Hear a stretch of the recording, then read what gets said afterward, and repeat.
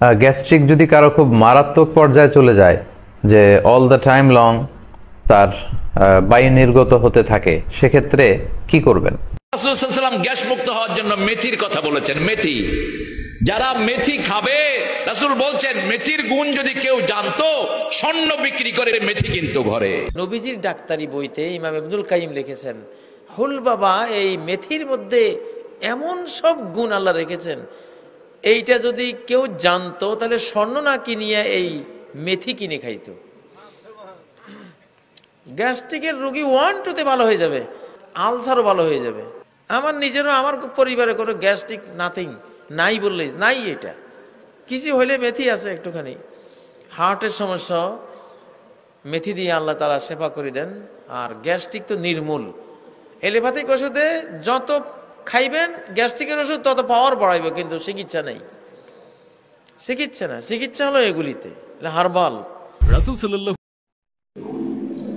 মৌলানা মিজানুর রহমান আজহারি ও তারেক মনোয়ার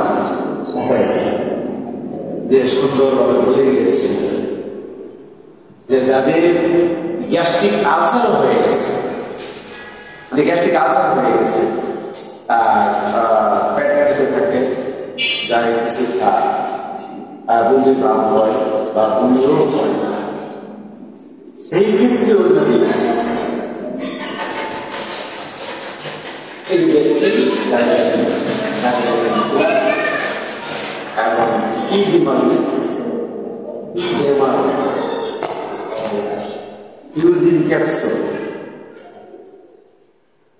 যদি ইনশাল্লাহ খেতে পারেন, আপনার গ্যাস্ট্রিক করলে কোনো কিছুই থাকবে, গ্যাস্ট্রিক হয়ে যাবে 100% ইনশাল্লাহ। যেখানে রয়েছে মেথি, মেথির গুণের কথা কিন্তু মিজানুর রহমান আজহারি এবং তারেক মনোয়ার সাহেব সুন্দরভাবে বলে দিয়েছেন।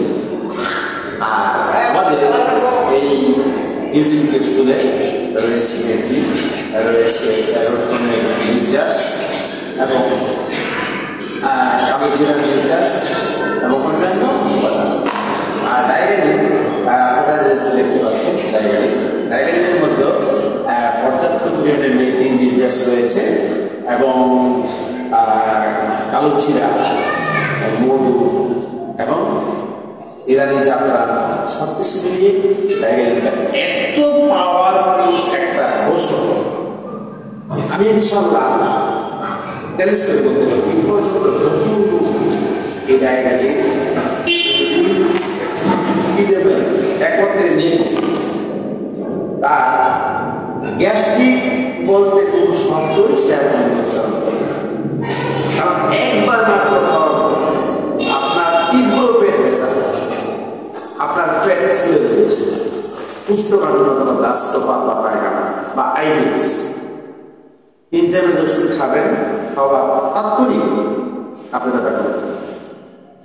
এভাবে যদি কয়েকবার খেতে পারেন তাহলে আপনার গ্যাস্ট্রিক ভালো হয়ে যাবে, সুস্বাস্থ্যের অধিকারী হবেন, শরীর দুর্বল থাকবে না, এনার্জি বৃদ্ধি পাবে।